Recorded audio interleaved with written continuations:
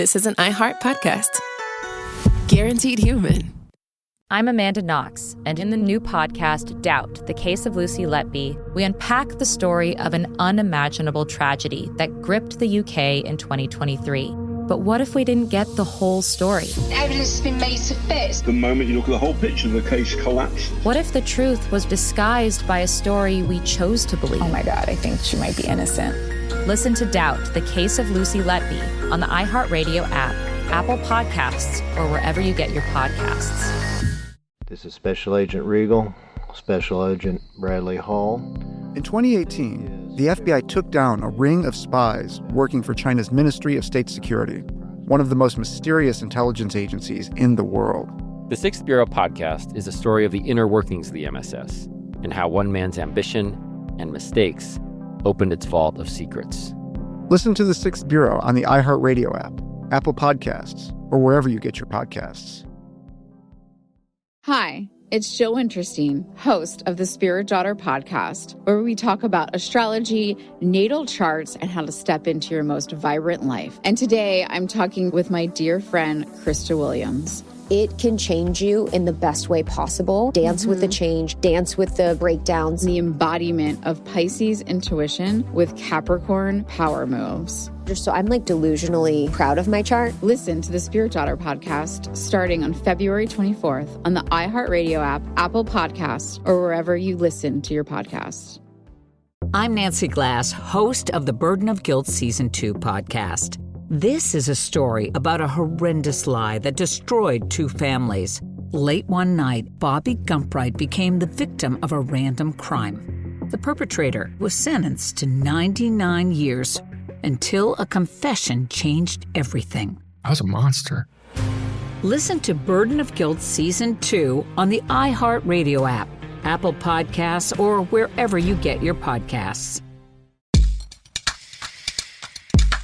What's desperately horny? My Saddam Hussein's best friend. I'm Robert Evans, host of Behind the Bastards, the only podcast whose host owns two kittens named Saddam Hussein and Saddam Hussein's best friend.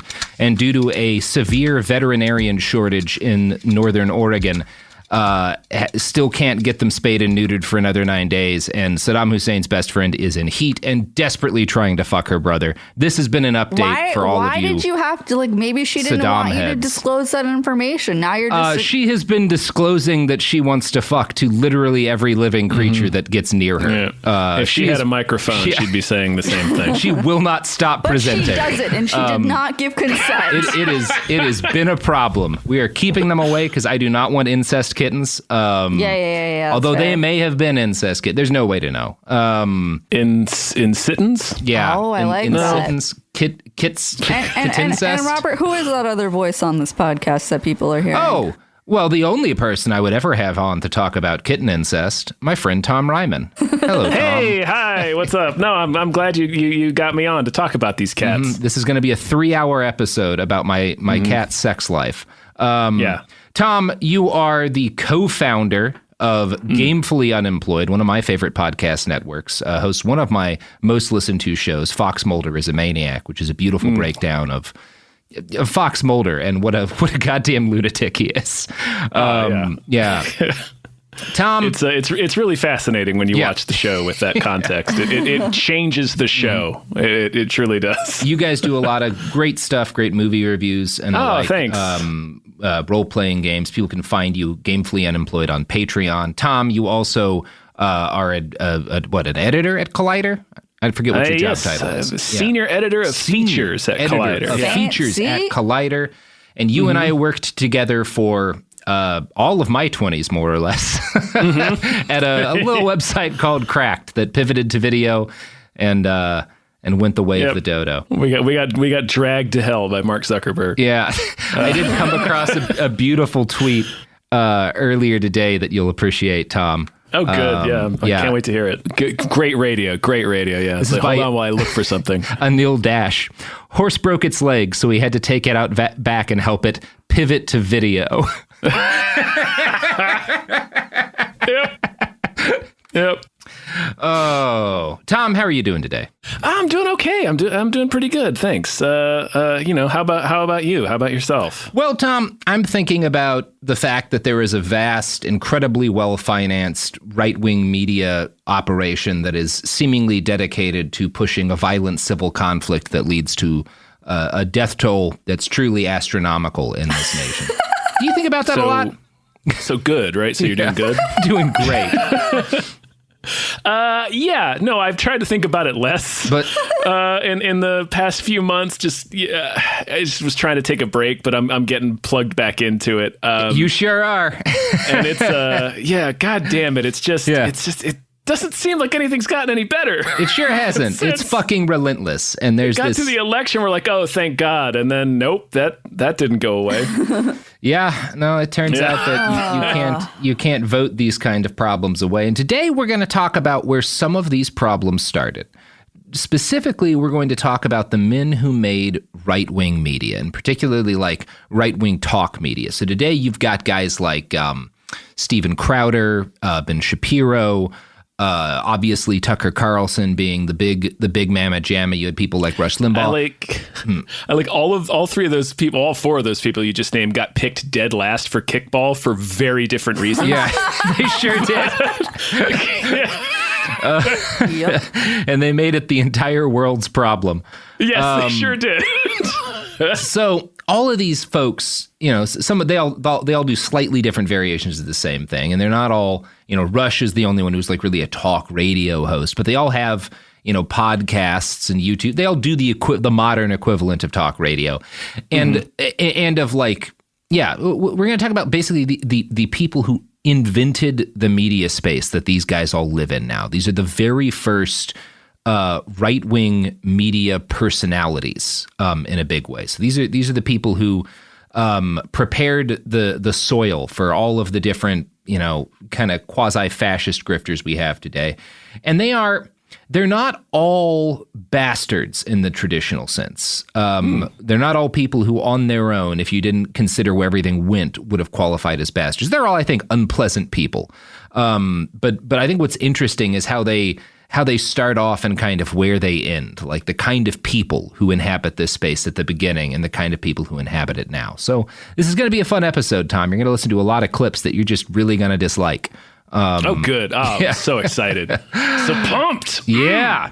I'm going to be so mad soon. I can't wait. You really are. So one of the things that inspired this was coming across the fact that Tucker Carlson very recently alleged that the purpose of vaccine requirements in the military was to, quote, identify the sincere Christians in the ranks, the free thinkers, the men with high testosterone levels, and anybody else who doesn't love Joe Biden and make them leave immediately. The fuck is he talking about? He's getting into high tea. Your testosterone's low if you're getting vaxxed. That's soy boy shit. Not choking on your own rotting lungs is soy. It's become, I mean, it's always been the case, but like in the past year or two, it's really become obvious that they just let him go on and say whatever. He just says anything. He just says things. Yeah, and I'm starting with Tucker because he's just off the fucking rails completely. And this is the end route of the journey that we're going to trace the start of today. And the thing that Tucker's been saying that most concerns me is he started sharing Great Replacement style conspiracy theories, which are alleging that Democrats plan to, quote, change the population of this country in order to maintain power. This is functionally the same argument Brenton Tarrant, the Christchurch shooter, made in the manifesto he wrote before shooting 50 Muslim worshippers to death. His manifesto was titled The Great Replacement. It's the same argument. And yeah. I'm trying to remember my Behind the Bastards extended universe. That all comes from the Turner Diaries, right? I mean, it doesn't come from the Turner Diaries was like definitely was pushing that, but this goes back a while for I mean, you could even draw a line to like the original Nazis and kind of some of the shit Hitler was saying about Aryan blood getting watered down from interbreeding and whatnot. For sure, yeah. It's a big white nationalist talking point. Mm-hmm. And the fact that this went from Great Replacement went from like fringe Nazi murderer manifesto in 2019 to Tucker Carlson talking to 3 million people on a major news network in 2021 shows like how fast things go now and how dangerous this all is. And I think it's important to start the stakes because it doesn't begin that way. The guys who start this kind of right-wing media space the first guy we're going to talk to is in a lot of ways kind of pleasant, at least compared to what came after. I don't think he's someone I would have gotten along with, but it's... Don't believe you. It's weird. We'll see how you think. Okay. Yeah. And we discussed, this is probably going to be, these episodes will be a nice companion to our two-parter on Rush Limbaugh with Mr. Paul F. Tompkins. So, you know, if you're looking for a good 4-episode spree to go together, listen to these two and then listen to those while you're sweet. having a very long shit or on a road trip. So, first guy we're talking about, Tom, is Joe Pyne, Pyne. Joe Pyne was born in Chester, Pennsylvania on December 22nd, 1924. His dad there's your problem. December 22nd or 1924? Pennsylvania. Oh, Pennsylvania. All of the above. Yeah, get it out of there. We don't need that state. It's like, you look at that, you look at those 3 pieces of information, like, oh, this is like a 50-50 shot. This guy's going to be a real piece of shit. Yeah, Pennsylvania in the 20s. Yeah, that ain't in a December, baby. Fuck that. His dad was a brickmaker and his mom was a mom, which was pretty much the only job most women could expect to work at that point in time and place. When Joe was little, his family moved to Atlantic City, which is like Las Vegas, but less fun and much sadder because it's on the East Coast. There's a good Bruce Springsteen song about that. He had a difficult childhood. Joe had a pronounced stutter, and kids back then were even shittier about such things than they are today. He was bullied relentlessly. When Joe was 11, he lost his younger brother to an auto accident, which was not uncommon in those days because cars didn't crumple and seatbelts were but a fever dream in Ralph Nader's eye. By the time Joe was a teenager, his family left Atlantic City, which is always a good decision, and moved back to Chester, which is a more questionable decision. Right. Yeah. It's all they knew. It's all they knew. We're going to pile the family into our giant, unstoppable, seatbeltless car and drive back to Chester. He went to high school and he joined the Marines in 1942, which was a popular decision at the time. He joined as early as he possibly... Yeah. For whatever reason, a lot of guys joined the military in 1942. Must have been good ads. Something's about to happen. Mm-hmm. He joined as the first day he possibly could. And obviously the U.S. had decided to enter World War II at this point. He was deployed against the Empire of Japan, and he fought in some of the war's worst battles across the South Pacific. Joe survived the Battle of Okinawa, which is one of the one of the worst fights you could possibly have been in that war. Real bad battle, Okinawa. During that battle, a Japanese plane bombed the forward base he was stationed on, seriously injuring his knee. He returned home scarred and seasoned by heavy combat. Joe had won 3 Bronze Stars for valor in battle and a Purple Heart, so he definitely saw some shit. This is not one of the draft dodgy right-wing guys. Right, this is not Ben Shapiro writing war fan fiction. Like, he went to war and got bombs dropped on his leg. Yeah, he saw some of the worst shit you could have seen in that particular conflict. So he returns home real fucked up, probably with a head full of PTSD, but they didn't know PTSD was a thing. So I'm assuming he just drank, washed it down with cigarettes. A real head full of horny cats. When he got home, he didn't know precisely what he wanted to do with his life, but he was certain that it involved putting himself in front of people and entertaining them. In order to do that, he felt he would need to deal with his speech impediment first. Using his Just GI... wondering what led him to that decision. I don't know. Relentlessly bullied, went to war, got bombed. His dead brother comes back. He's like, I'm going to be an entertainer. I'm going to be an entertainer. I'm going to be a star. Where does that impulse come from? Yeah, we just don't know enough about his early life to know what the fuck was going on. Maybe he just wanted to show people, my speech impediment doesn't define me. I don't know. Sure. I beat the Japanese. I can beat stuttering. So using his GI Bill, Joe enrolled in a drama school. He forced himself through agonizing hours of live performances in front of his classmates to overcome his stutter. He locked himself away in his room and would perform hours and hours of speech drills every day, and eventually he did overcome his speech impediment. Once he graduated, Joe became a taxi driver in Chester. He continued to work on his speech while he was driving people around. Eventually, he decided he'd come far enough, and he started a career as a broadcaster. By this point, the way you phrased that made it sound like he was doing like his speeches to his passengers. Yeah, I think he was. Hold on, now listen. Yeah. Now listen to this. Now give me some notes, all right? I got a tight 5. I'm going to run it by you. There's no seatbelt, so you better laugh. Yeah, right. Yeah, we haven't invented seatbelts yet. You are really dependent upon me. So he does this, he decides he's finished by like late 1946. Now, again, 1940s, radio is king. TV's coming around, but that's still not the number one way people get entertained. You're really, radio is the top of the world, and they assume it will be forever. He was able to convince a station manager in Lumberton, North Carolina, to give him a job on WTSB. The pay was $25 a week, which was not good money even back then, and he failed to stand out enough that he felt he had any hope of advancement. So after a year, he returned home, dejected. But Joe kept pushing until he got another job at WPWA in Brookhaven, Pennsylvania. He got into a vicious argument with his boss while still new on the job and was quickly fired.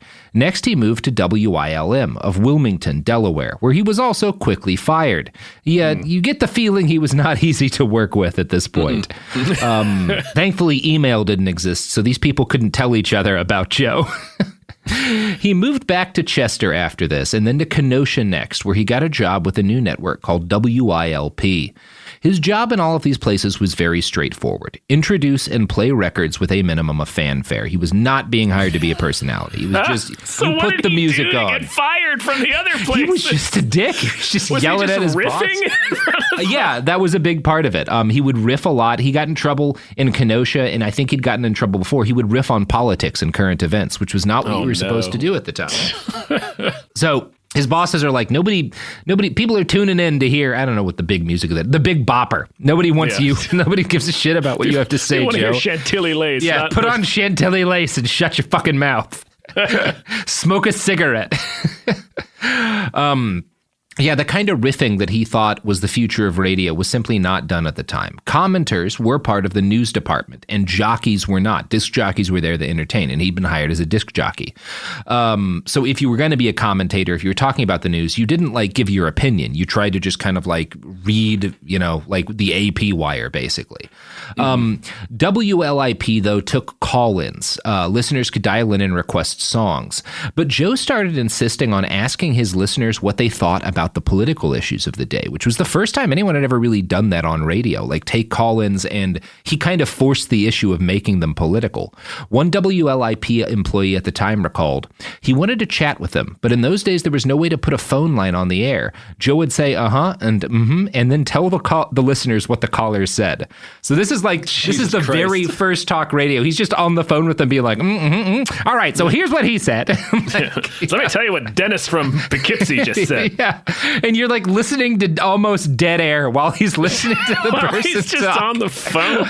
But this is literally the birth of talk radio. This is the first time anybody does this. Joe Pyne, and he moves along eventually. And I'm going to explain that process, I'm going to read a quote from a write-up in Smithsonian Magazine. One caller objected to the young DJ's pro-union opinions. Do you know anything, sir, about the history of labor management relations? Pyne asked the man. After a moment of dead air, he continued, No, you keep your voice down. Pyne was an expert interrupter, but this caller barely paused for breath. Listening, Pyne had an idea. According to Regani, who worked there, he held the phone receiver to his microphone. Now the caller was live on the air, and call-in radio was born. So that's 1949 in Kenosha. Joe Pyne invents call-in radio by literally holding a phone up to the mic. In fairness, some random dude calling in to request Frankie Valli, who had very strong opinions about labor unions, is who actually created call radio. This guy's such an asshole, I gotta put him on. He's so pissed about it. That's a fair point. You gotta hear what a piece of shit this guy is. Let me invent a new discipline that will later ratchet the country towards violence. It was born in stupid anger, and it will kill us all with stupid anger. And to stupid anger, it will return. Yeah, perfect. What a beautiful way for that to get started. Honestly, yeah. And I love, because this guy gives birth to right-wing radio, but he the start of talk radio is him trying to defend like the right to unionize, which is right. Again, I was not expecting that to be the issue when you said it. I was like, really?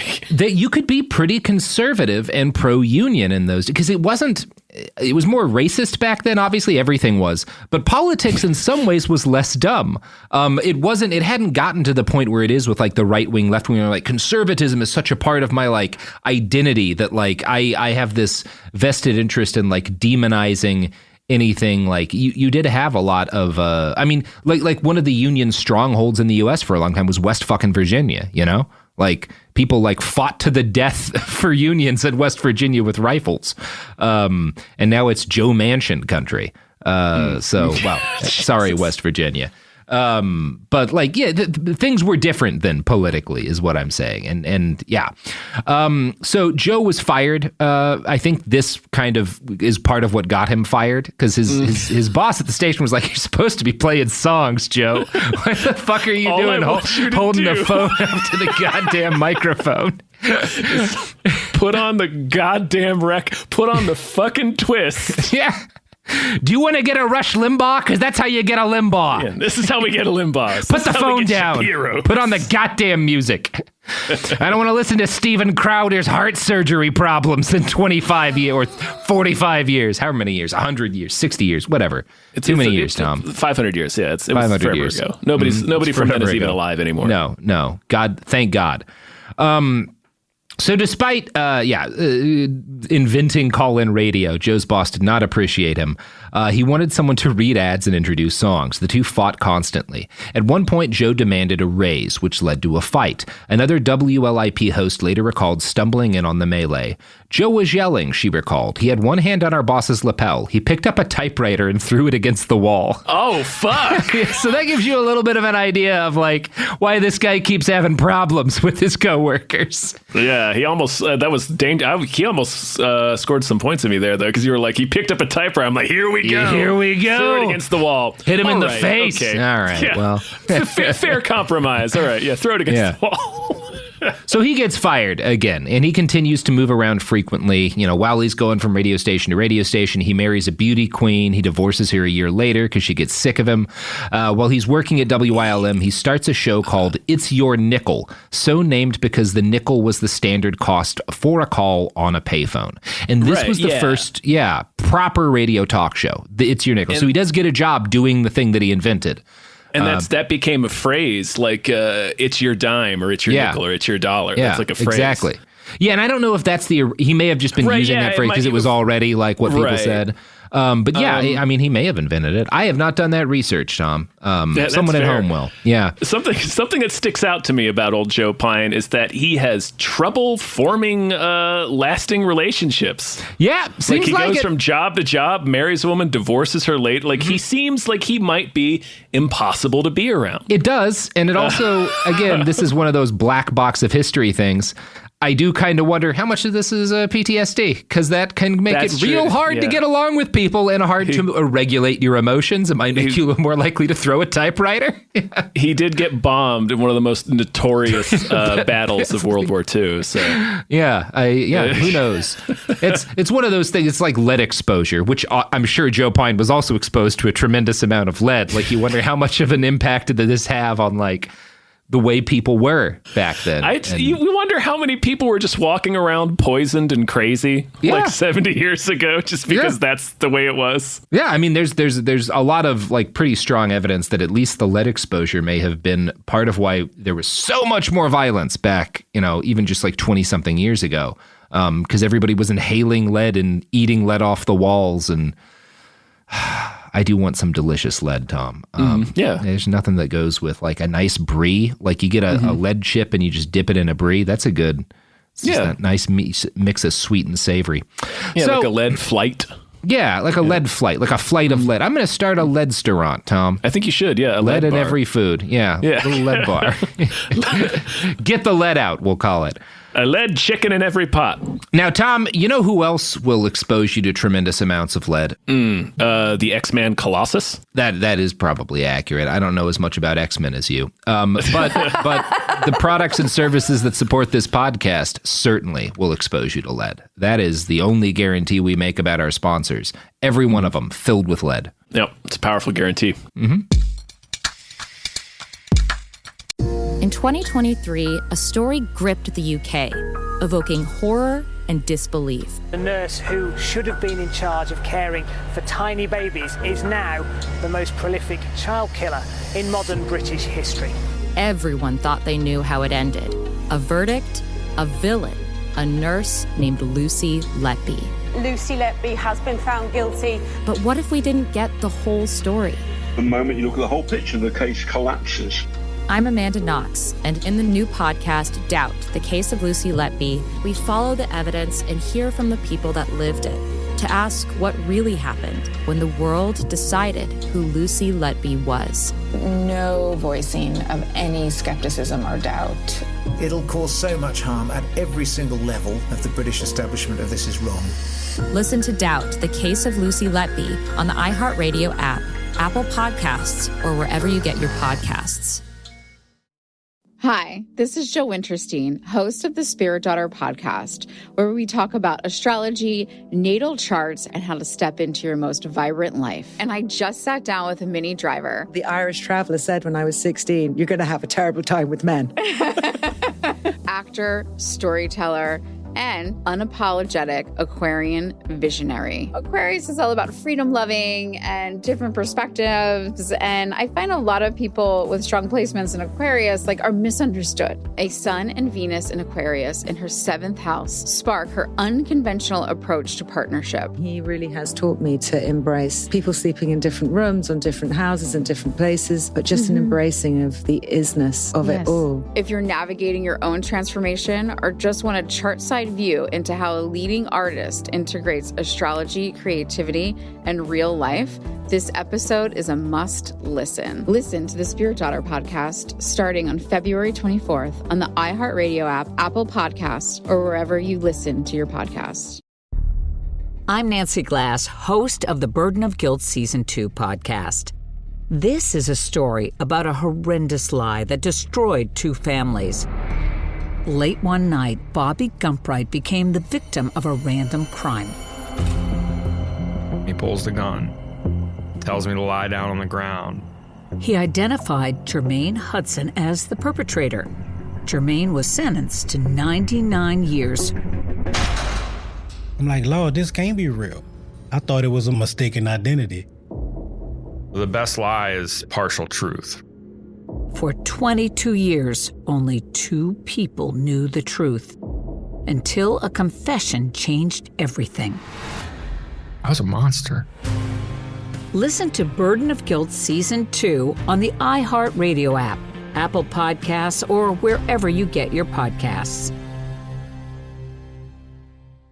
I'm Clayton Eckerd, and in 2022, I was the lead of ABC's The Bachelor.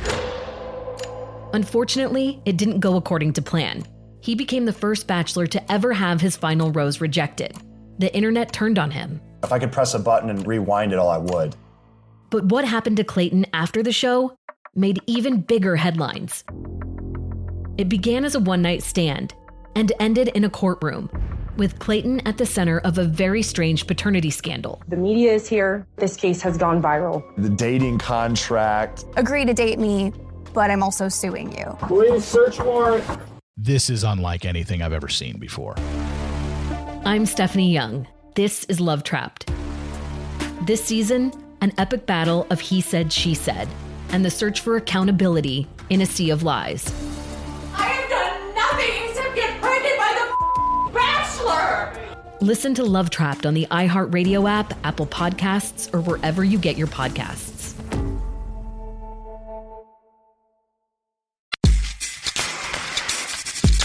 We're back, and I wanted to start this by letting my audience know that our guest today, Tom Reimann, has a bit of a superpower, which is, and everyone who knows you knows this, Tom, which is that whenever you mention a movie and you will talk about that guy who was in the background in that scene in American Beauty, and you'll be like, oh yeah, it's such and such, and this is the other films they were in.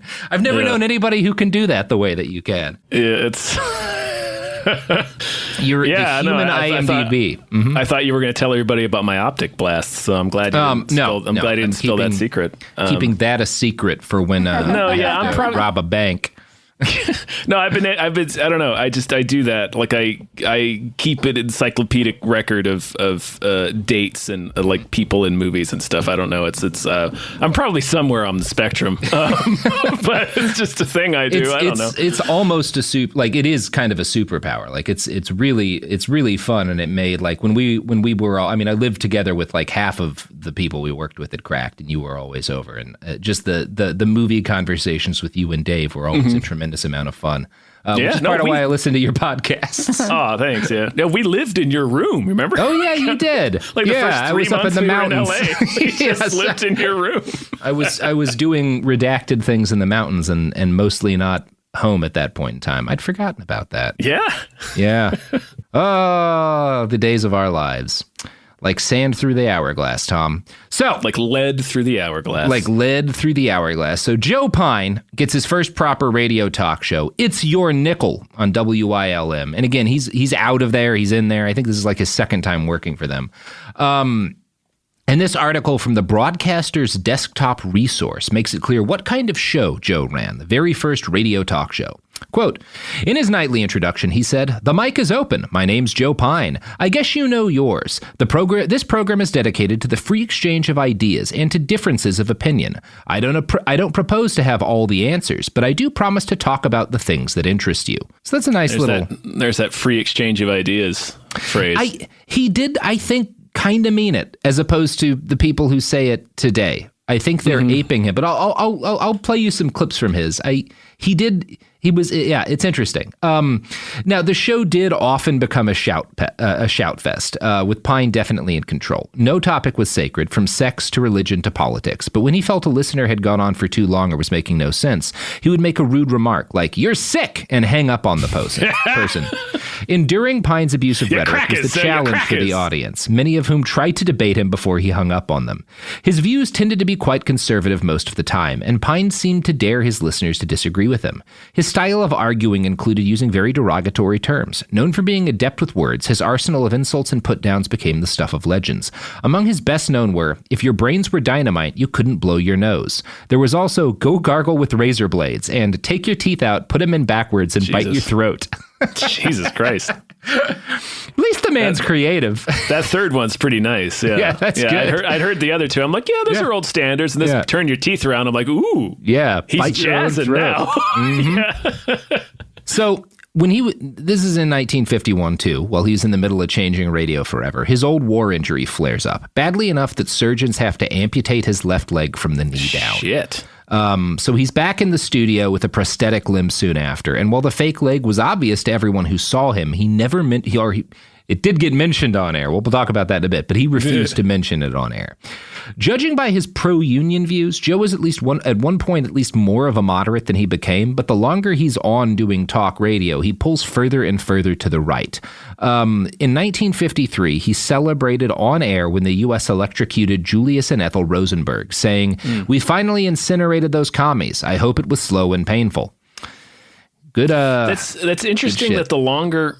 I mean, I'm sure you're going to make this connection, but the longer he's on the air, the more conservative he pulls. And I wonder, could that be because having bad faith arguments to generate, we call them rage clicks now, but just to stoke controversy by needling people and by playing the devil's advocate just to get people heated and arguing to fuel the ratings for his own show. Yeah, I really don't know. I'm sure that was an element of it. Because clearly he's going after controversy, he's going after rage clicks, but also we'll talk about it. He was not always the guy you would expect. So we're building that. So Joe had a keen understanding of how to communicate with the lowest common denominator in U.S. politics. He told reporters quite without shame that radio was geared towards the mentality of 13-year-old kids, and that most Americans were politically apathetic and easy to persuade of just about anything. He claimed that he used shocking language and would make extreme allegations in order to get people to think. He told the LA Times that, while his critics called him a hate monger, all he really did was encourage stimulating dialogue. dog. You see, he knows what he's doing. And I think that's a big part of like why he gets more right wing in his, because it's easier to kind of like, again, speak to the mentality of 13-year-old kids if you're just like making these kind of reactionary arguments. He wants to piss people off so that they react and he gets a show out of it. Yeah. That's a part of it. That's not all of it. Because there were times when he would be challenged. It kind of depended on how it was. If he found someone interesting, even if they were coming in from a very different perspective, he would let them talk, and sometimes very respectfully. So he was not, well, he's the start and he's doing a lot of unpleasant stuff. He's also not, he's unequivocally a better person than Ben Shapiro is what I'm saying. Like, right? Like his goal in any given conversation wasn't just to own them. He would actually listen to people sometimes who were bringing up some pretty radical stuff. We'll get to that. So in 1957, after a little over 6 years on air, Joe left WILM. This time it was his own choice. He was famous, at least locally, and his salary was $42,000 a year, which is almost 10 times the average salary for a man. It's about $400,000 a year in like modern dollars. Like he was making real good money. This time Joe left because his dreams had overgrown a very comfortable working condition. He traveled to Riverside, California, and he got a job at a local radio station that quickly led to a TV job at KTLA in Los Angeles. He would later claim that his first TV show, which was essentially a filmed version of It's Your Nickel, had been a huge success. But the show lasted less than a year, and I found no clips of it anywhere. Joe moved back. Yeah. I'd be surprised if there's any footage that still exists. We have some clips of the show that came next, but it's because there's like a grassroots archival effort to like digitize all of the old master tapes. So after his first year in LA, Joe moves back across the country to Chester, where he works for a Philadelphia TV station for a short time, and then he goes back to WILM. For a little while, he licks his wounds. He seemed to know that a show like his, a political talk show where people could scream about politics to a mass audience, was the wave of the future and was going to be huge on television, but the world wasn't ready quite yet. For a few years, Joe continued to broadcast, but in the early 1960s, he decided the time was finally right, and he moved back to LA, where he got a job at KABC. And I'm going to quote from the Broadcaster's Desktop Resource again.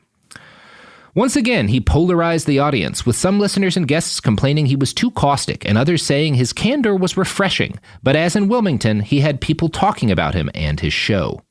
From KABC, he went over to KLAC in 1965, doing the 9 p.m. to midnight shift. Never one to avoid controversial guests, he put Nazis and members of the Ku Klux Klan on the air, earning the displeasure. Dope. Sweet. Earning the displeasure of the American Jewish Committee and a warning from the FCC. He also had guests who believe in eugenics, guests who were racists, guests with strange theories about past lives or UFOs, and the arguments continued. Controversy sold. Joe's salary ballooned to $200,000 a year, which is nearly $2 million a year by modern standards. Jesus Christ. NBC, he's making it bang. I mean, this as soon that he's giving people like what Tucker Carlson and stuff. Now, I will be fair. When he has Nazis and KKK members on, it's so that he can scream at them. Like, Well, that's but good. It's still like it's still it's still problematic, but it's not as problematic as it is today, where you have people affiliated with similar organizations. Yeah, where you talk about what a good point young Nazi horseshit. Yeah, get the hell out of here. He was getting outrage clicks, but at least the understanding was people are going to hate these Nazis. Right, this is bad. At least that was like the understanding. Yeah, at least these guys that was the suck. fucking understanding. So, Again, you can still argue, and I think it is pretty irresponsible to do that. But at least the understanding was like, "Fuck these guys. Let's yell at them." Let's hear them out. Yeah. Like, no. NBC Radio Network started syndicating his show nationally in March of 1966, and it was soon on more than 200 stations around the country. He called what he did "fist in the mouth radio," and now that he was on a new time slot, the mid-morning rather than the night, as he'd usually been before, his ratings exploded. This is generally thought to be due to the fact that being on earlier in the day opened him up to a vast new audience of bored housewives. People were titillated. One of his networks advertised the show in a full-page newspaper spread, listing all the Nazis and Klansmen and other pieces of shit he'd had on his show, and then concluding with, "You may agree or disagree with Joe Pyne. You may scream in rage at some of his remarks, but you won't turn him off." Yeah. I mean, what's the intent of that? Is that shaming me? Is that like do you want me to feel bad? I do. Yeah. But you won't turn him off. Yeah, you motherfucker. We can't do anything you about it unless you turn him off. We want this motherfucker off the air, but we can't. You like him too much, you son of a bitch. We tried locking the doors. He just shows up inside somehow. He has secret doors. So Joe was on both the radio and the TV, and his television show alone earned him more money per year than Mickey Mantle made playing for the Yankees. So he's making like more than Mickey Mantle money. Now, professional sports players made less money in those days, but still, he's raking it in. He was the top-rated talk show host in the second largest market in the U.S. Yeah, it feels wrong that I don't know. Yeah, like you said, professional athletes made less money back then, but like it feels wrong that like it's Mickey Mantle. Yeah, I know who Mickey Mantle is. If anyone, shouldn't he make all the money? So, from Smithsonian Magazine, quote, at a time when TV's leading men included Walter Cronkite, Edward R. Murrow, Andy Griffith, and Captain Kangaroo, Pyne was the medium's first shock jock, a firebrand who invited hippies, civil rights activists, and Ku Klux Klansmen alike to take a hike or go gargle with razor blades. By the mid-'60s, he was the most popular TV radio voice in America. Johnny Carson had more television viewers, but Pyne, with a syndicated TV show and 200-plus radio outlets, had an audience to rival Johnny's. Life magazine called him sadistic, a barroom tough, but millions turned in to watch the fireworks. When a guest advocating free love set off a melee, Pyne's audience charged the set and knocked it flat. Oh, shit. One guest, the suave TV personality David Suskind, earned a chorus of boos for calling Pyne's program an orgy for morons. Host and guest both got a kick out of that. So yeah, this is like the first on-air fight. Springer, yeah. Yeah, he's also like Jerry Springer, the first Springer. He's the first. Geraldo and Morton Downey. Morton. We'll be talking about Morton later. Oh, good. It's not just like Tucker Carlson the types. So this, like fucking. He cracked every aspect of this. Like he really on. did. He is an important man to know about. Like he really. He figured this out. Yeah, he figured some shit out. Most of it shit I wish no one had figured out. Right, yeah. But he did figure it out. I can make millions if I put Nazis on the air. Mm-hmm. Yeah. Now, I think it's probably a better time to give you a better idea of how Joe sounded, because when you read it out the way I've put it together, it probably sounds like he's like a stereotypical modern shock jock. And while he was the prototype for that, his actual broadcasting style was much more subdued and witty. In this clip, Joe interviews an early vegan activist in what he called his beef box. Check it out. That as you cannot hear the screams of a lamb in the slaughterhouse, you cannot hear the screams of your son on the battlefield. I would like to ask you a meaningful question at this point. Are you a vegetarian? I am indeed. Do you ever eat tomatoes? I would say to you, yes or no? For the last 3,000 years, man has now. created... I'm asking you a question. Do you ever eat tomatoes? For the yes last or no? 3,000... Do you eat tomatoes? Of course I do. You do? Do you know that there is now scientific proof that when you cut a tomato, it screams? There is electrical... You are a killer of tomatoes. And my you friend, stand there before the me. tomato Mr. doesn't British, breathe. you are. The tomato feels no pain. And you're killing the tomato's tomatoes. blood doesn't Killing flow out tomatoes. in agony. Killing tomatoes. The tomato does not swallow tomatoes. Take a walk. Goodbye. Oh, you going to sing something? I would. All right. This is the tomato stomp. I love you. As the animal dies, so shall and you the tomato. take the slaughter of that animal. All right, that's probably enough of that. Yeah. So yeah. What do you think of that, Tom? That was not what I was expecting. Like, I know, right? He sounds like Walter Cronkite, and then he flips the fuck out. Yeah, and then he flips the fuck out. But he starts from this real low ebb. And he also does, like, he says, get off. But then the guy's like, well, I want to sing. And he's like, absolutely. Yeah, please do. No, this is great for me. Yeah, that's going to be incredible content. And that clip was from 66. Wow. Yeah, 1966. It feels extremely modern, especially like...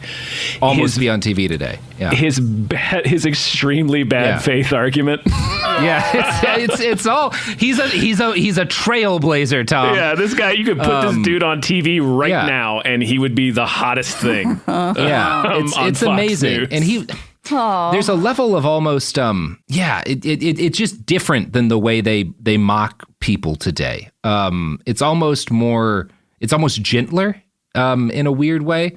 He's not the same as what came after. Again, he's this weird mix of what we have today and like Walter Cronkite. It's fascinating to just listen to his stuff.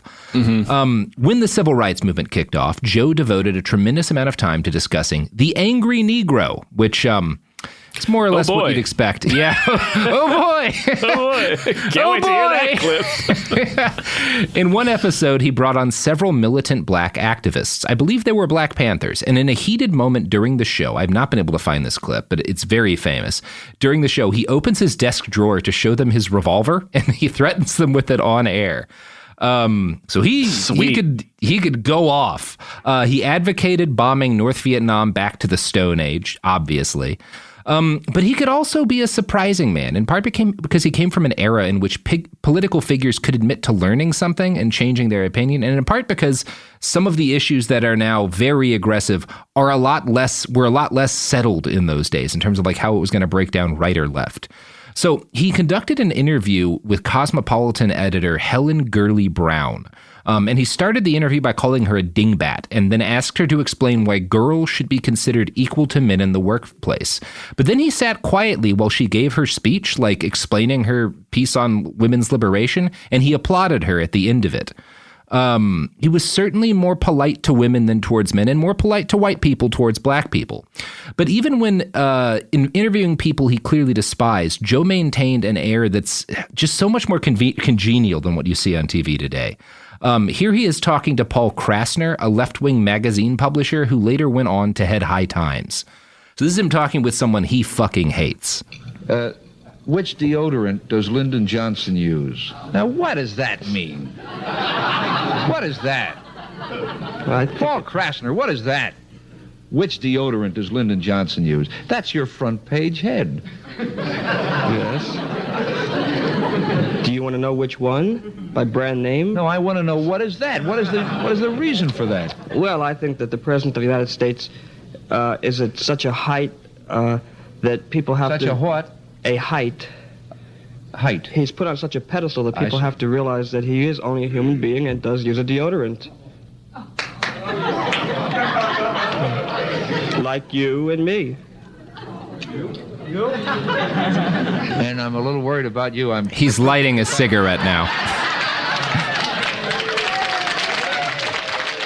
So yeah, that's like, it's clearly, again, this is not somebody he particularly respects, but it's also like, it's not a shouting debate, I guess is what is the thing that is interesting to me. Cause like, you don't have that kind of like congenial distaste is how it feels watching them. Yeah. He feels more like Carson than like, a Tucker Carlson at this point. Yeah.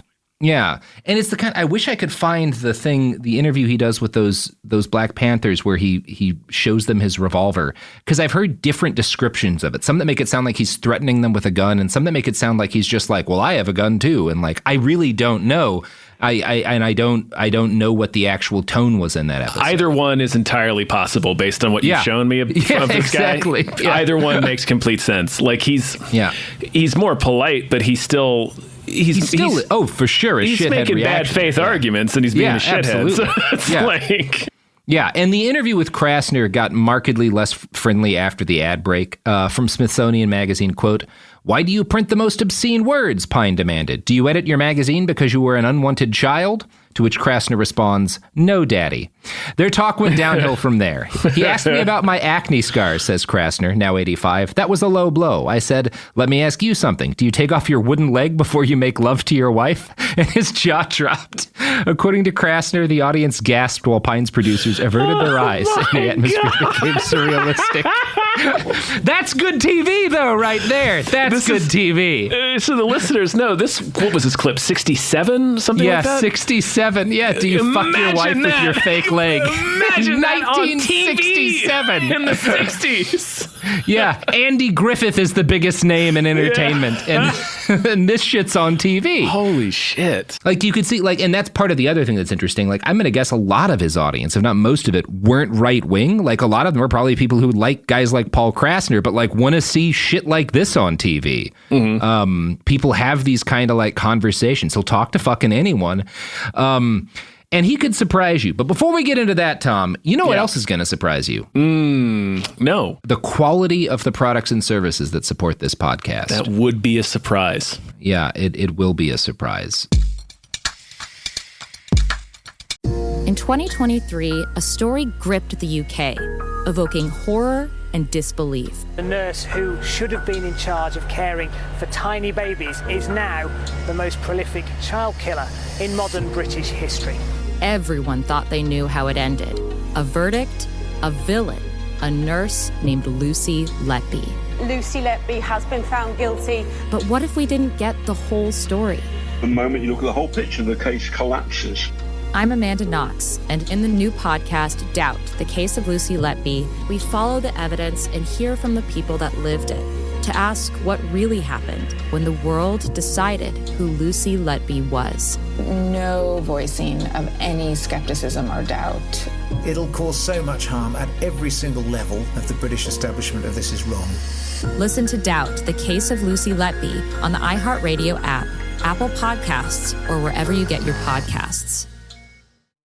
Hi, this is Joe Winterstein, host of the Spirit Daughter podcast, where we talk about astrology, natal charts, and how to step into your most vibrant life. And I just sat down with a Minnie Driver. The Irish traveller said when I was 16, you're going to have a terrible time with men. Actor, storyteller, and unapologetic Aquarian visionary. Aquarius is all about freedom-loving and different perspectives, and I find a lot of people with strong placements in Aquarius are misunderstood. A Sun and Venus in Aquarius in her 7th house spark her unconventional approach to partnership. He really has taught me to embrace people sleeping in different rooms, on different houses, in different places, but just an embracing of the isness of it all. If you're navigating your own transformation or just want a chart-side view into how a leading artist integrates astrology, creativity, and real life, this episode is a must listen. Listen to the Spirit Daughter podcast starting on February 24th on the iHeartRadio app, Apple Podcasts, or wherever you listen to your podcasts. I'm Nancy Glass, host of the Burden of Guilt Season 2 podcast. This is a story about a horrendous lie that destroyed 2 families. Late one night, Bobby Gumpright became the victim of a random crime. He pulls the gun, tells me to lie down on the ground. He identified Jermaine Hudson as the perpetrator. Jermaine was sentenced to 99 years. I'm like, Lord, this can't be real. I thought it was a mistaken identity. The best lie is partial truth. For 22 years, only 2 people knew the truth, until a confession changed everything. I was a monster. Listen to Burden of Guilt Season 2 on the iHeartRadio app, Apple Podcasts, or wherever you get your podcasts. I'm Clayton Eckerd, and in 2022, I was the lead of ABC's The Bachelor. Unfortunately, it didn't go according to plan. He became the first bachelor to ever have his final rose rejected. The internet turned on him. If I could press a button and rewind it all, I would. But what happened to Clayton after the show made even bigger headlines. It began as a one-night stand and ended in a courtroom, with Clayton at the center of a very strange paternity scandal. The media is here. This case has gone viral. The dating contract. Agree to date me, but I'm also suing you. Please search warrant. This is unlike anything I've ever seen before. I'm Stephanie Young. This is Love Trapped. This season, an epic battle of he said, she said, and the search for accountability in a sea of lies. I have done nothing except get pregnant by the Bachelor! Listen to Love Trapped on the iHeartRadio app, Apple Podcasts, or wherever you get your podcasts.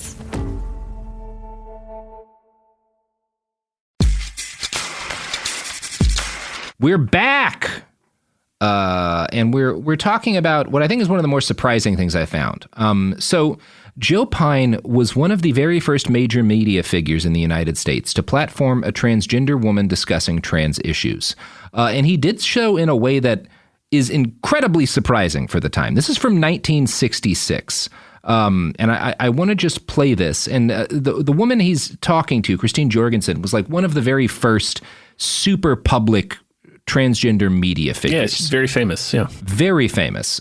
So he's certainly not the first person to talk to her, but he's one of the first people with a massive platform to sit down and have a long conversation with a transgender person in a major outlet. And I think the tone of the conversation, given where we are now with the right wing on this issue, is going to be surprising to people.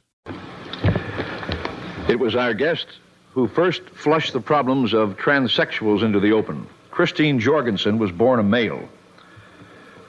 She was described in her high school annual as a clever lad. Later, she became a private first class in the Army. Though outwardly a boy, Christine was sexually disturbed.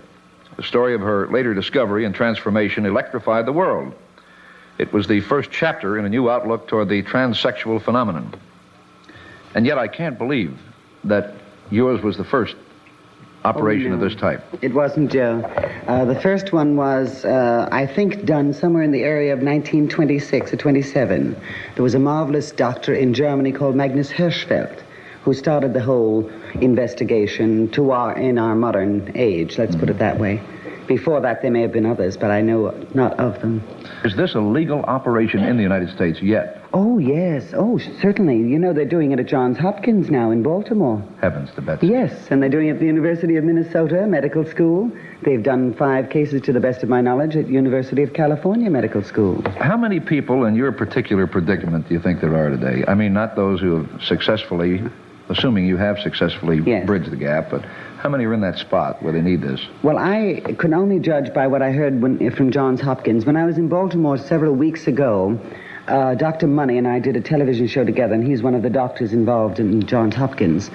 And he asked me if I thought I knew how many, and I said, I don't have the vaguest idea.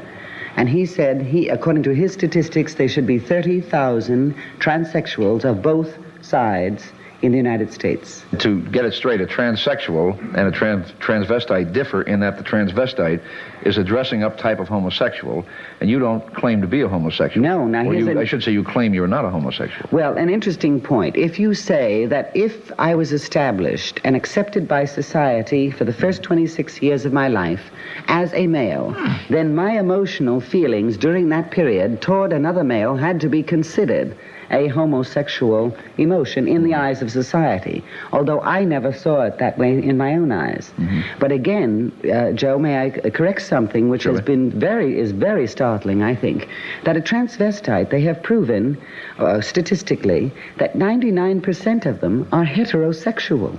Now, this is even more interesting than ever. I mean, men who dress up in women's clothing are really, by the world standards, normal sexually? That's right. Wow. So, yeah, that's not what I expected. Surprising, yeah. I mean, you know, he does say heavens to Betsy when she's talking about the different, but he's like the terminology again. This is 1967, right? But yeah, so it is like sure, okay, Joe. Like he's actually like, okay, what's the proper term? What's the difference? Like explain what your experience is. He's very careful about gendering her properly. He's being very surprising. Yeah, it's not what I would have said. This. Wow. Yeah, I didn't. And I talked to a transgender friend of mine about this, and she did point out that Christine Jorgensen had some like kind of pretty anti-gay attitudes. And one of the things that was going on here and one of the things that made her acceptable is that like she was like, well, I'm not going to be like people like me won't be homosexual if we get to transition. Right. Because then it's And I didn't really catch that when I listened to the interview, but I can see how that could have been an element here. Although when he brings up homosexuality, I didn't note anything aggressive in it. Like he was just kind of asking for clarification about not in this. Clip, I'm sure he was, right? Yeah, there's no way. Yeah. But so not the interview I would have expected. And it I think it says less about him than it just does about how the issue had not been politicized at this point. Like the existence of transgender people had not been politicized to the extent that it is now, even though it was much more dangerous to consider transitioning back then. It also, there was not the kind of political rancor behind it. It's just a fascinating piece of history. And evidence that like Joe Pyne, again, you could be a right-wing firebrand on TV and encounter something you didn't understand and like learn about it on air without it being a thing. Yeah. Now, do you think that's a product of him being like a genuinely curious person, or like if I want to learn new things, etc., or is that more of a product of what you were saying about the issue, where it wasn't clear which side of the political spectrum the issue was going to fall on, so he didn't want to go as hard as he normally would had the issue been more firmly settled on one side? I don't know. I've heard people theorize that part of why he was very polite and liked Christine Jorgensen is that she was a veteran like him, and he had just that kind of level of respect for like, well, whatever else about this person, we fought in the same war together. I think some of it's also, I think the attitude and like the way people presented themselves, like he was a guy who was raised in a specific time where if people present themselves a specific way, you treat them a specific way, right? And I think people who kind of like Joe Krasner, is kind of like a left-wing hippie type. Yeah. And so he did not feel the need to be respectful. Christine, presented as like a very kind of like bougie upper middle class white woman, and he treated her with respect as a result. And the same was true of some other women he interviewed who he had a disagreement with. So I think some of it may just be that just like there was more of like a, well, regardless of your feelings, if somebody presents in this way, if they match kind of our expectations of upper class white people behavior, you treat them with a certain level of respect and regard, because that's just how we are. Yeah. It's a fascinating time capsule. And that was I think maybe the longest clip we've ever played on this show, but I was really surprised when I came across that, learning that this is the guy who gave mental birth to Rush Limbaugh and Tucker Carlson. Yeah. Not the interview you would expect. No, Tom, that was surprising. As a last treat, I have one more thing I want to play for you. Oh, this good. is a segment from Joe's show where he talks with Anton LaVey, head of the Church of Satan. Boy. Oh, boy, Tom. You're going to have a good time with this one. Oh, man. Hold on, let me get some popcorn. Yeah. Yeah, you get Anton LaVey on the TV, and you're going to have a good one. And how do you make your living? As a counselor, sorcerer, practicing wizard, shaman, warlock, whatever you wish to call it. You're also a male witch, a warlock. Well, a male witch is considered a warlock. You claim to be a witch, then? A male witch? Certainly, but not a white witch, not like some of these people that have been on various shows that bend over backwards trying to convince everyone how good they are. They never perform black magic, only white magic. I think this is ridiculous. Could you make that man disappear out of the dock? Out of the dock? Why should I want to? Well, because we have somebody else coming up. Of course I can't make him disappear, because I am naturally cast in the mold of a human being, and I think this is... Want to bet? It might be... less human and more Mephistophelian to me. Thank you, sir. I call him a devil. He's complimented.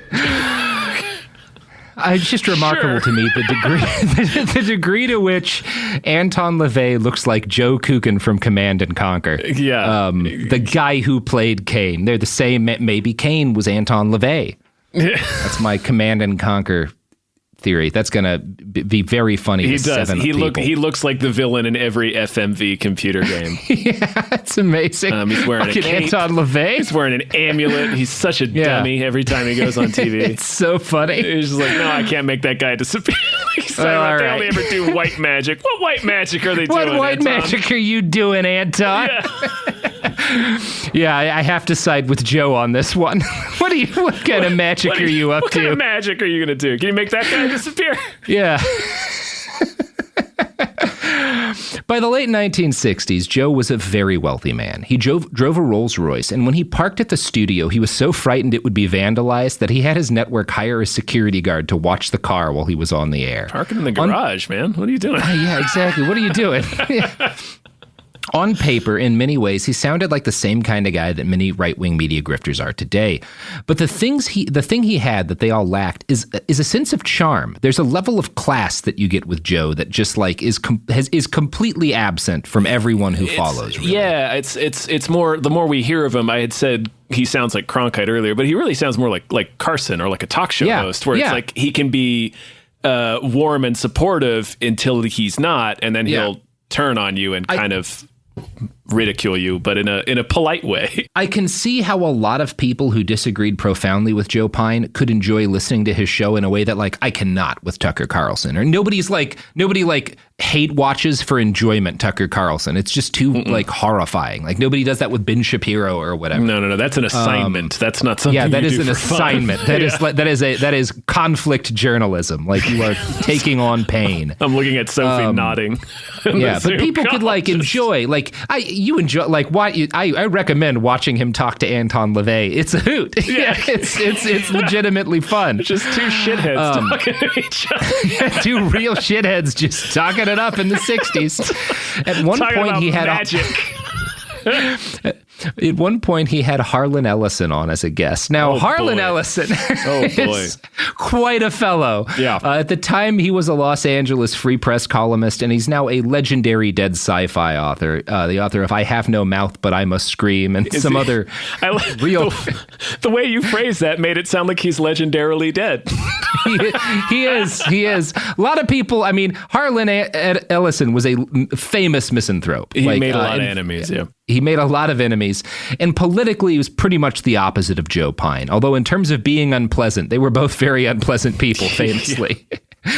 Harlan Ellison called Joe a hustler and a bully, but noted that he was very sharp. Quote, I thought I'd go on his show and beat him at his own game, but I blew it. I spent my time talking about the issues, civil liberties and all that, and he talked about America. The trouble with Pyne was that he was really, really good at what he did. Now, and that does get to like, yeah, you're never going to win talking about the issues with these guys. That's not... And you could only get Joe to listen when it wasn't something he saw as an issue. I think that's why that interview with Jorgensen went the way it did, is because it wasn't a political issue to him. It was a just curiosity a thing of interest to him. Yeah, he was just curious. Like, yeah, this isn't real. This is just some flighty nonsense. Yeah, it's. I mean, I don't even think he was treating it like nonsense. He was treating it like he was just learning a new science fact. It wasn't political. It was not a political issue. He definitely didn't treat it the same way he was treating the High Krasner. Times dude, Krasner or Anton LaVey, but I feel like he probably considered them in the same bucket of like, well, this is like a personal interest story. This isn't real news. Definitely in the same. I think he clearly respected her more than he did either of them. But yes, I think it was the same kind of like, well, this is not a political thing. This is personal interest. This is just something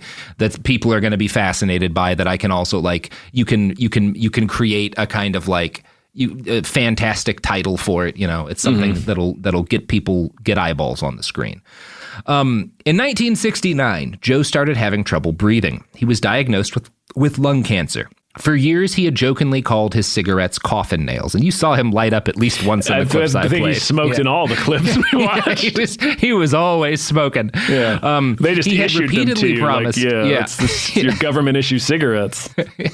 He had repeatedly promised that he would never give up smoking, but he quit after getting his diagnosis. It didn't help. When he got too sick to drive to the studio, he hosted his show from his home, making him a trailblazer in yet another way. Wow. He was the first one doing what we're doing, Tom. What we're doing. Yeah. At the very end of his life, he lay in his bed ranting about the Peace Corps because they wanted to end the war in Vietnam. He died in 1970 at age 45. Thank you, Comrade Cigarettes. Wow. 45. That dude was 45? That dude was mainlining cigarettes his entire adult life. From the time he was 14, he was probably smoking 6 packs a day. I want the listeners to understand that this motherfucker looks like, in these clips we watch, he looks like he's at least 68. Yeah. Like, he looks so old. I mean, in fairness, some of that's World War II. I know, yeah. And like, I mean, it's like a joke on the internet where it's like, man, people who were like 38 in 1975 looked like they were on 60. death's door. But like, I want to read it. No, 45. Yeah, dude looks like he's Brendan Gleeson now. Yeah, younger than, what's the guy? The funny man, all the ladies like him. He's the Ant-Man. What's his fucking name? The Ant-Man. Paul Rudd. Paul Rudd. Paul Rudd's older than Joe Pyne died at now. Right. Paul Rudd is older than Joe Pyne ever was. And looks half his age. And when Paul Rudd is 70, he won't look as old as Joe Pyne looked at this dude looks older than Shatner. The Smithsonian Magazine lays out how directly his influence led to the creation of some of the most influential careers in modern right-wing media. Quote, one of Pyne's protégés, the controversial radio shouter Bob Grant, followed his mentor Pyne as a talk show shouter in Los Angeles before moving to New York, where Grant paved the way for his successor at WABC, Sean Hannity. Oh, boy. Hannity had first gained national attention subbing for Rush Limbaugh, another Bob Grant fan. When Grant died in 2013, Hannity hailed him as one of the greatest pioneers of controversial, opinionated talk radio. Grant, in turn, had acknowledged his debt to the founder of In Your Face Talk. Even Vice President Mike Pence, who hosted a right-wing talk show in Indiana in the 1990s, was a successor of Pyne's. According to Harlan Ellison, who admired Pyne's shrewdness while loathing his politics, I've appeared on that sort of show all over the country. They call it controversy, but they're all about vilification and hostility, and their model is Pyne. And Pyne is, again, an odd figure for me, because when I first started reading this kind of stuff about him, calling him a bully, I expected a different kind of bully than the videos reveal. He's absolutely a bully, but he's subtler than the ones we see today. I found a column in the Saturday Evening Post from the 1960s where a left-wing reviewer tries to explain his appreciation for the Joe Pyne show. Quote, after watching one of these shows, and it does not matter whether I loathed the guest, the host, or both, I feel somehow drained and less misanthropic. Not long ago, for example, I had a terrible day. I had a migraine, and my daughter sliced her finger with a razor blade, and I got a rejection slip, and a cop gave me a speeding ticket, my third this year, which means that I will probably lose my license. And in Los Angeles, that is like being a functional paraplegic. That night, I watched Joe Pyne. His guests included a lady who complained that television sportscasters never carried drag racing results, a man who blamed the current racial unrest on Franklin Delano Roosevelt, and a veteran who said we ought to drop the big bomb on Vietnam. The vet said he did not fight World War II to throw this one away. It turned out that he had been a Navy mailman. I was outside the zoo looking in again. Life did not seem so bad after all. I went to bed and slept well. What's going on in that guy's life, though? He lost his license. His daughter cut her finger open with a razor blade. What the fuck was she doing, she man? got access to razor blades. What are you giving her razor blades for? It was a different time, Tom. I'm sure he was giving her cigarettes, too. This guy's Calm life her down. This guy's life was already shaky before the Joe Pyne show came into the picture. But yeah, you could the appreciation you could have for Joe Pyne if you weren't in the cult is part of what makes him different from what came later. And in part 2, Tom, we're going to talk about what came later. But for right now, we need to talk about the shit you've got to plug. Oh, geez. All right. Well, if you, I've got a Patreon. If you head over to patreon.com/gamefulunemployed, you can find our podcast networks, me and David Bell, also from Cracked. We do a bunch of shows every week. We do, we just watched Hypecast. We do Fox Mulder is a Maniac. Tom and Jeff watch Batman. Star Trek The Next Futurama. A bunch of great shows you can check out there. I also do writing over at Collider, and for some more news, and for 1-900-HOT-DOG. So you can look at all of those things. Check it out. Yeah. All right. And you can go to hell.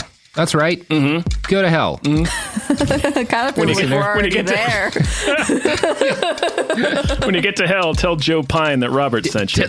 Tell Joe Pyne Robert sent you. Oh, man. And then kick him in the nuts and scream the name Rush Limbaugh. He won't know what you're saying. He died decades before that man was relevant. I feel like in hell, they just make you listen to clips of everything that's on this episode on repeat. We haven't even gotten to the bad shit yet. Wait for part 2, yo. A BetterHelp ad. We get it. February is full of flowers, candy, and, of course, lots of talk about relationships. It can feel like everyone else has it all together in their love lives. But the truth is, we're all still figuring it out. Whether you're working on your marriage, navigating the dating apps, or prioritizing staying single, no matter where you are, you're right on time. Therapy can help you find your way and take some of the pressure off yourself so you can determine what you want, what feels heavy, and how you can feel lighter. Just a little bit of outside perspective from a professional can lead to new understanding and a lot of progress. So the next time you're feeling iffy about your love life, try therapy with BetterHelp and see where it takes you. And remember, you're right on time. Visit BetterHelp.com for 10% off. That's BetterHelp.com. Hi, It's Joe Interesting, host of the Spirit Daughter podcast, where we talk about astrology, natal charts, and how to step into your most vibrant life. And today I'm talking with my dear friend, Krista Williams. It can change you in the best way possible. Dance with the change, dance with the breakdowns. The embodiment of Pisces intuition with Capricorn power moves. So I'm like delusionally proud of my chart. Listen to the Spirit Daughter podcast starting on February 24th on the iHeartRadio app, Apple Podcasts, or wherever you listen to your podcasts. I'm Amanda Knox, and in the new podcast, Doubt, the Case of Lucy Letby, we unpack the story of an unimaginable tragedy that gripped the UK in 2023. But what if we didn't get the whole story? Evidence has been made to fit. The moment you look at the whole picture, the case collapsed. What if the truth was disguised by a story we chose to believe? Oh my God, I think she might be innocent. Listen to Doubt, the Case of Lucy Letby on the iHeartRadio app, Apple Podcasts, or wherever you get your podcasts. This is Special Agent Regal, Special Agent Bradley Hall. In 2018, the FBI took down a ring of spies working for China's Ministry of State Security, one of the most mysterious intelligence agencies in the world. The Sixth Bureau podcast is a story of the inner workings of the MSS and how one man's ambition and mistakes opened its vault of secrets. Listen to The Sixth Bureau on the iHeartRadio app, Apple Podcasts, or wherever you get your podcasts. This is an iHeart podcast. Guaranteed Human.